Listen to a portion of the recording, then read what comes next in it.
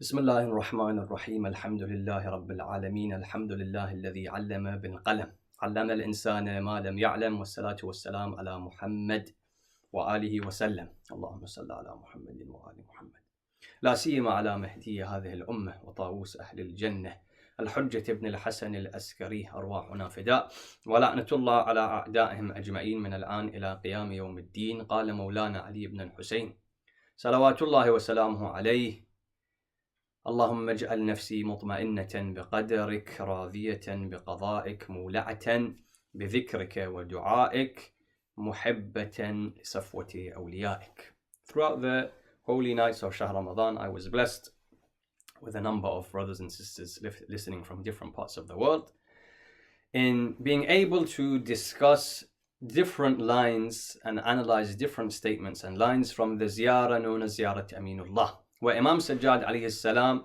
is performing the ziyarah of his grandfather, Amirul Mu'mineen salamullah alayh.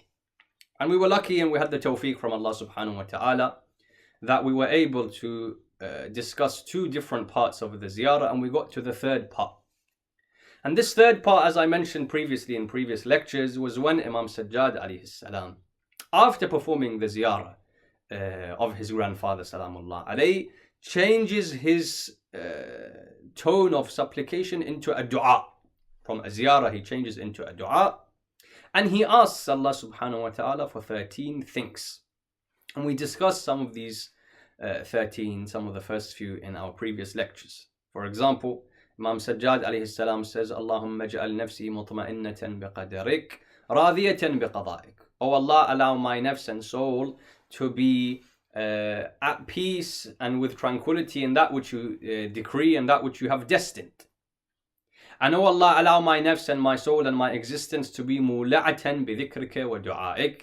May my nafs and myself always be running towards your remembrance and your supplication. And the statement we come to analyze tonight, the dua of the Holy Imam, is when the Imam then says, muhibbatan li safwati awliyaik. Allow my soul and nafs to be loving, i.e. allow me to love your close friends and servants and those that have been chosen by you, those who are known as awliya of Allah subhanahu wa ta'ala. And how better for us to spend these nights of Layal al-Qadr and the last 10 nights of Shahr Ramadan discussing this. Why? Because often people have the question in their minds when it comes to these holy nights: what should I ask for? In Layal al-Qadr, what should I supplicate for? And what best way to answer this question? By looking at those 13 things that Imam Sajjad alayhi salam himself asked for. For this, of course, was for us to take heed and guidance and to realize how I should do dua and what I should do dua for. The Imam very interestingly says, allow me to have love for your chosen servants, for your chosen friends. Now, of course, Imam Sajjad alayhi salam is part of those chosen friends. For when we say awliya of Allah subhanahu wa ta'ala, we mean the anbiya, the mursaleen, the ma'soomeen, the a'imma of Ahlul Bayt, all of these infallibles. The Imam was saying, allow my love to be my heart to be filled with their love, and the fire of love in my heart to be kindled, so that I have love of Ahlul Bayt and A'imma and Anbiya and those people, those servants who are close to Allah subhanahu wa ta'ala. And before we get to analyze this supplication of the Holy Imam, we need to understand two things. Number one is, often people say, why discuss? Why discuss Anbiya, A'imma, Ahlul Bayt and their love and how it affects me and what benefit it gives me? Often people today, they want majalis and lectures, or they want sessions in masajid, but they don't want to discuss the awliya of Allah. They don't want to discuss what Quran speaks about. They don't want to speak about ahadith of Ahlul Bayt. They don't want to hear the dhikr of the chosen servants of Allah subhanahu wa ta'ala. And to those people, it needs to be said that if you're not going to discuss Ahlul Bayt, A'imma, Anbiya, Quran in masajid, in majalis, then where else are you going to discuss? People often say, we don't want discussions of this type in our majalis. We want discussions that are solely dunyawi. No. Yes, there are many discussions that are important. But it's also vital that a person spends some of his time whilst in masajid, whilst in majalis, whilst in gatherings, discussing the lives of these infallibles, the qualities that Allah subhanahu wa ta'ala gave them, and trying to ensure that the love of these individuals is in our hearts. Which is why the Imam himself asked Allah subhanahu wa ta'ala, increase my love for those awliya of Allah subhanahu wa ta'ala. So this is the first point to mention, that it's important that we spend time. Yes, there are issues that exist that also need to be discussed, but we should also spend time discussing the awliya of Allah subhanahu wa ta'ala and what qualities they had that made them beloved in the eyes of Allah subhanahu wa ta'ala. The second thing we need to understand before we enter into this discussion is that love of awliya of Allah subhanahu wa ta'ala is of different types. Love of Allah subhanahu wa ta'ala's chosen servants and friends is ala anwa'in wa ashkal, is of different types. Which one was the Imam speaking about? Sometimes I love Allah subhanahu wa ta'ala's servants because of my own benefit, that which I gain personally from loving them. I mention Ahlul Bayt, I mention A'imma, I mention Anbiya because I want my du'as to be answered. Sometimes the only reason I recite a ziyarah or mention the name of one of the A'imma or call out Sahibul Asri wal Zaman Salamullahi alayhi is because I have a du'a, a problem that I wish to be answered. This love we're not talking about. Ulama, when they analyze this statement of Ziyarat Aminullah, they say the love that is being spoken about is the love for the chosen servants of Allah because of Allah. The only reason I should love them is because Allah loved them. Allah told me to love them because they were close to Allah subhanahu wa ta'ala. Not that the only reason I mention them is because I wish to solve my problems. This is one of the benefits I get from loving them, but this isn't the reason why I love the awliya of Allah subhanahu wa ta'ala. When it comes then for us to analyze this statement, we wish to do so by looking at two different discussions very quickly. And again, I say these discussions need a lot more time, a lot more detail, but just some snippets and indications. The first question that comes is why? Why does Imam Sajjad say, allow me to love your close servants? And why does Allah subhanahu wa ta'ala reiterate this? إن كنتم تحبون الله فاتبعوني يحببكم الله. If you love Allah subhanahu wa ta'ala, the only way you can love him is by following the Prophet of Islam. Having ita'ah of the Prophet of Islam, loving the Prophet of Islam. So why was it that Allah subhanahu wa ta'ala and A'imma and Ahlul Bayt said we have to have love for the awliya of Allah subhanahu wa ta'ala? Why? And the second part of the discussion is what benefits does a person get and gain from this love of the chosen servants of Allah Azza wa Jal. In regards to the first issue, we see a number of reasons why. A number of reasons why it makes sense for me to ask on nights like this for Allah to increase the love that I have for His chosen servants. For example, often you have in your life, you have a friend. And as the nature of the human being is, one person then knows another person, that person knows another person. Human being is a social human being. And often you realize in your life that once, because of one friend, you end up meeting 2 or 3 or 4 other people that you would otherwise never have met. And sometimes what takes place in your life is that you meet one person and that friend of yours introduces you to someone else that completely changes your life. Has such a great impact on your life. And if you hadn't been introduced to that person, your life wouldn't have been the same. And so you're thankful to who? Your original friend who introduced you to that second person. Bidun tashbih, this is similar to the role of these awliya of Allah subhanahu wa ta'ala. Without Anbiya, without A'imma, without Ahlul Bayt and Ma'sumin and Az-Zahra alayhim as-salam and all of these individuals, I could never understand and recognize Allah subhanahu wa ta'ala. These were those people that showed me who Allah subhanahu wa ta'ala was, placed Allah subhanahu wa ta'ala's ma'rifah in front of my eyes. Without them, I would never have been able to understand who Allah subhanahu wa ta'ala is. Which is why the Imam says, ask to increase your love for us, Ahlul Bayt, for A'imma, Anbiya, Ma'sumin, for they were those that took you straight to the doorstep of recognition of Allah subhanahu wa ta'ala. And I'll give you one very beautiful example. Allama Amini rahmatullah alayhi, the author of the book Ghadir, very well known book and very well known author and alim. Allama Amini often used to have debates, ilmi discussions with ulama of different madhahib and different sects. On one occasion, he was discussing لعله with one of the ulama and scholars from Egypt, and the discussion was through correspondence, and they were writing letters to each other. The discussion was on the infallibility and ismah of Ahlul Bayt and Imams. So Sheikh Amini, of course, mentioned that we believe all of our A'imma, all of our Ma'sumin are infallible at the highest level of infallibility, and these are the proofs that we have. As they were in correspondence, when the alim from the other madhab asked him for one proof, give me one proof. You say you have many proofs, give me one proof that your A'imma are infallible. And so Allama Amini rahmatullah alayhi, all he does is he sends that person one book. Sends him one book. That alim, he says that I received that book from Allama Amini at the time of Maghrib, and I spent from Maghrib until Fajr reading that book, that I finished it in one night. And I wrote back to him and I said, this is enough proof of the infallibility of your A'imma. Because of what is mentioned in this book, that how could someone recognize Allah subhanahu wa ta'ala and speak and address Allah subhanahu wa ta'ala like this? What was that book that he had shown him? The book that Allama Amini had given him was Sahifa Sajjadi of Imam Sajjad alayhi salam.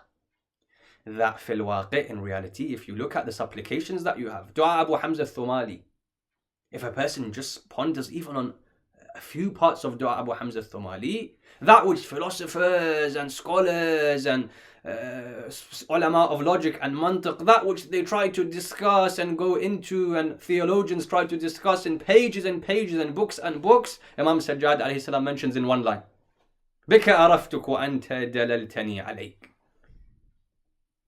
So much ma'rifah, so much knowledge of Allah subhanahu wa ta'ala found within these supplications, found within Dua Kumail mathalan.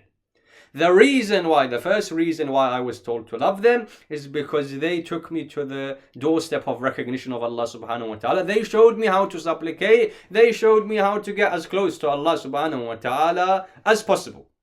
The second reason why, and there are many, just to mention a few, the second reason why is of course because Allah subhanahu wa ta'ala often will grant my supplications because of them. And as I said, this isn't the reason why I love them. This is one of the benefits I get. One of the benefits I gain is that Allah subhanahu wa ta'ala often will answer my supplications because of these individuals. And I mentioned some of those riwayat in the previous discussions. And even ayat of Quran, وَلَوْ أَنَّهُمْ ظَلَمُوا أَنفُسَهُمْ جَاءُوكَ فَاسْتَغْفَرُوا اللَّهَ وَاسْتَغْفَرَ لَهُمُ الرَّسُولُ لَوَجَدُوا اللَّهَ تَوَّابًا رَحِيمًا.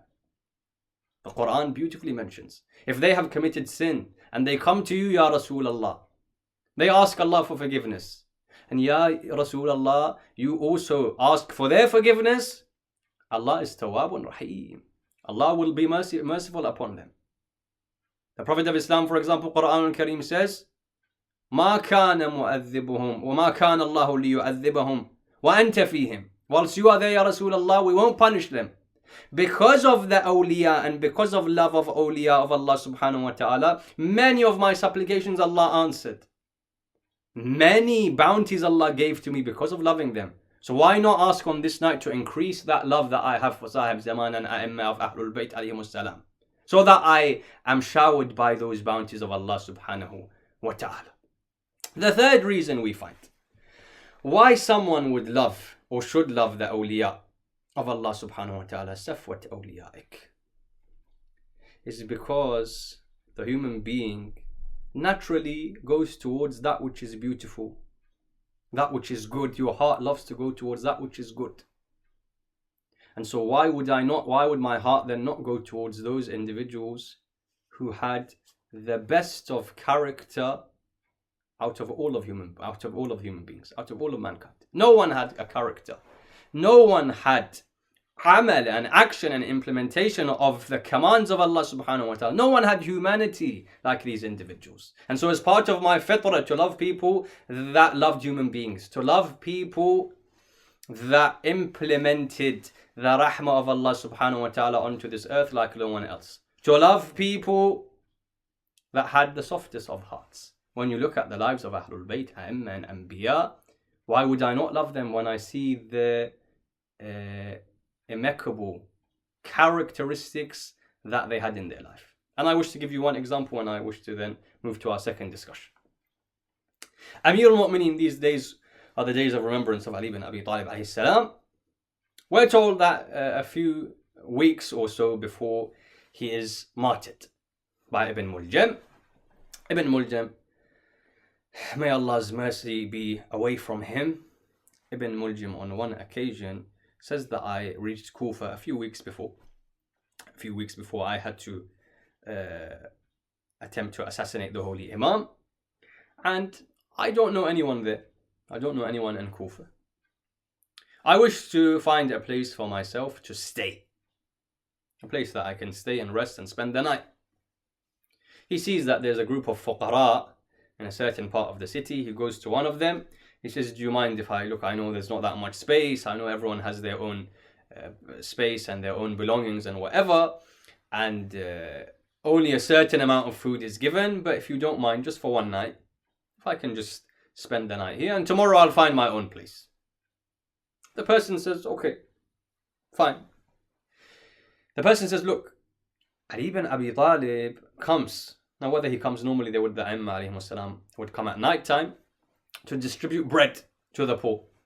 So whether it was nighttime, daytime is not that important. But he says, look, Ali ibn Abi Talib comes and each person gets one loaf of bread. You're not from the city, so I don't know what's going to happen. But what we'll do, this person had a soft heart and a kind heart. He said, look, the one loaf of bread that I get, half of it, you can have, the other half I will consume.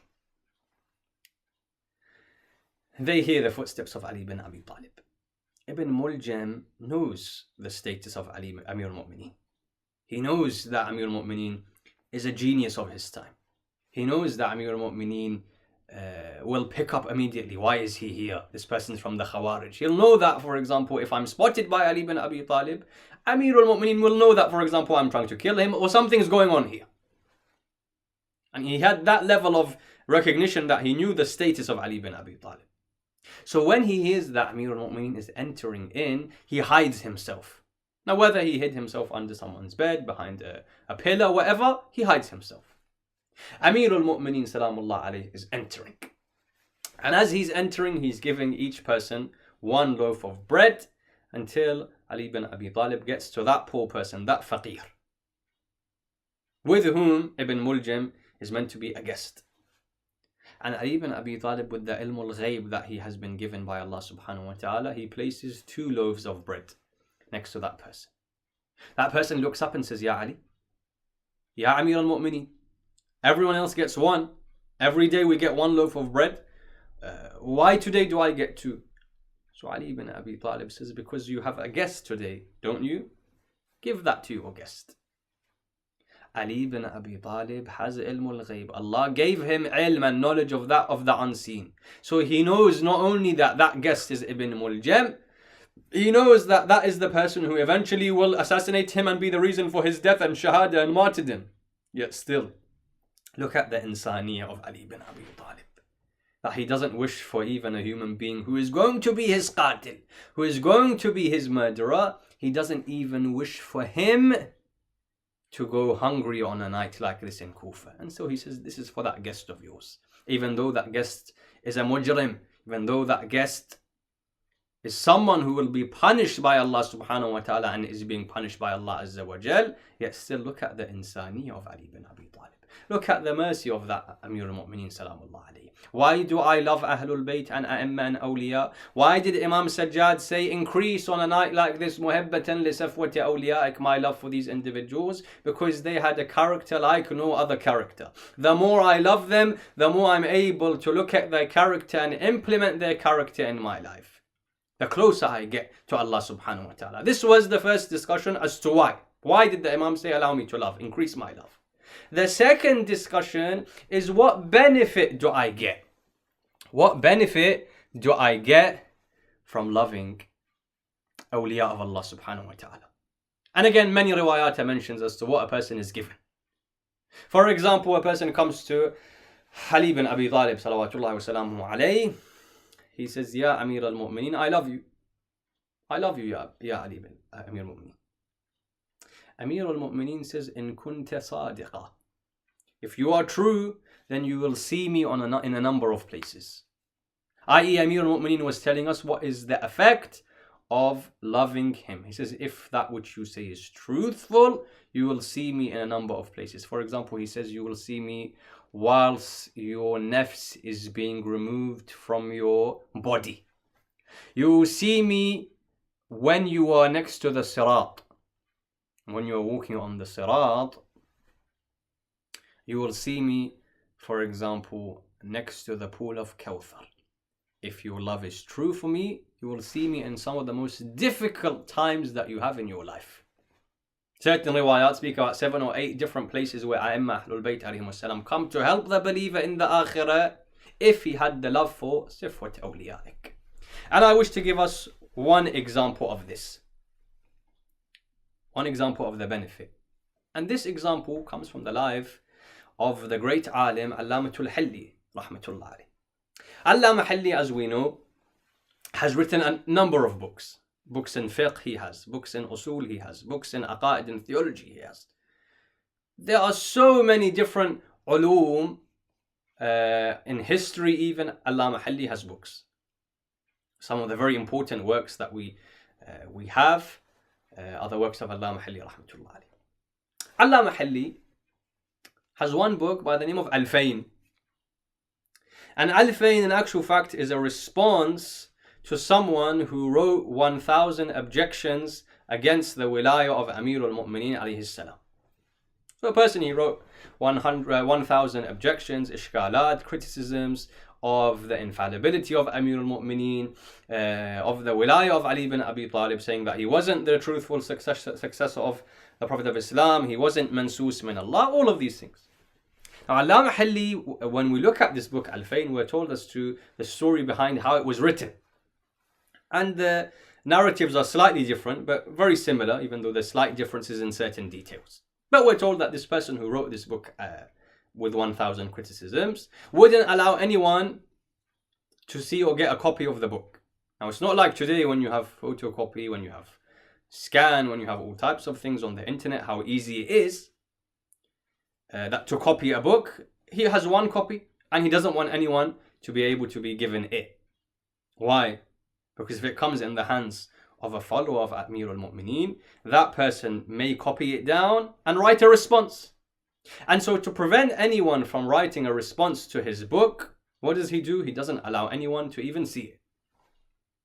Allama Halli, when he realizes this, he asks the author to borrow the book. And of course the author says no.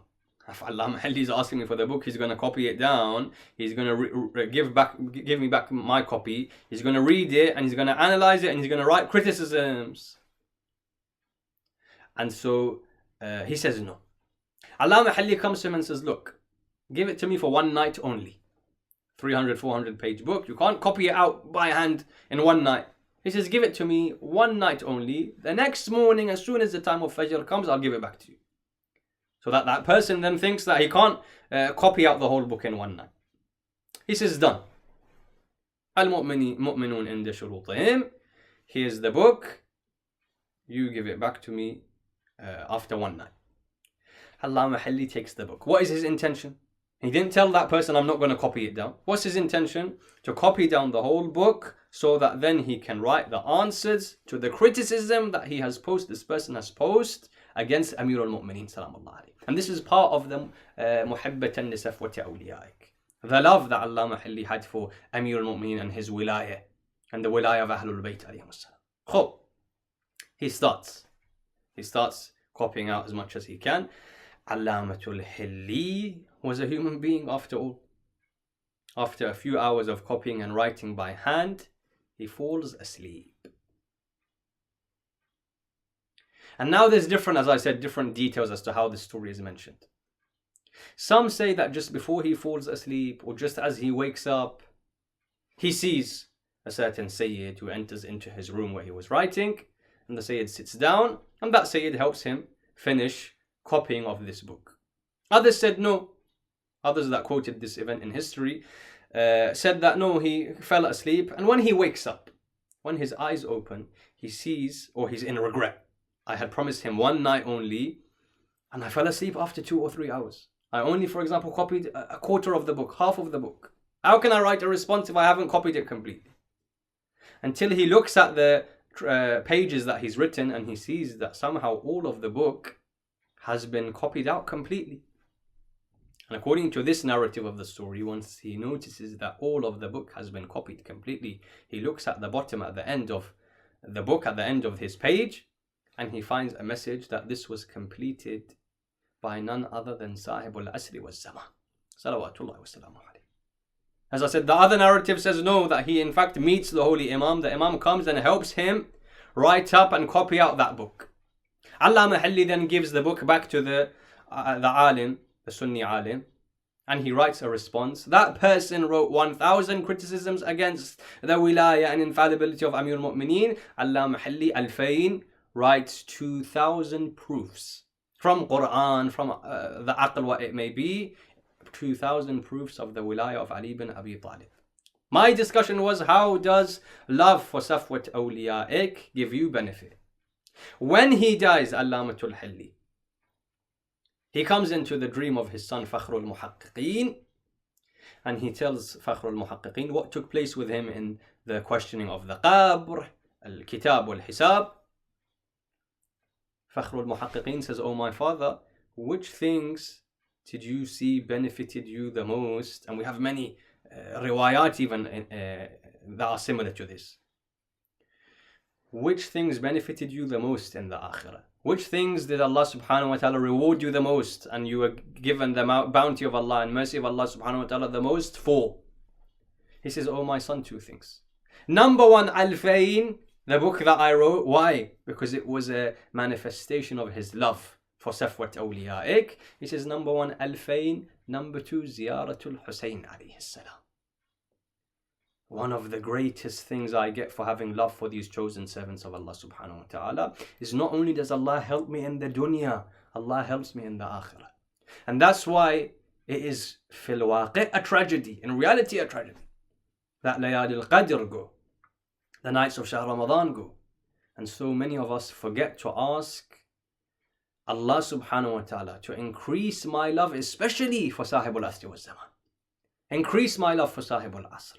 Allow me to have the love, like the love that Allama Halli had for Amir al-Mu'mineen, that he went to all types of difficulty to protect his wilaya. Allow me to be able to be like that for Sahib al-Asri wa Zaman.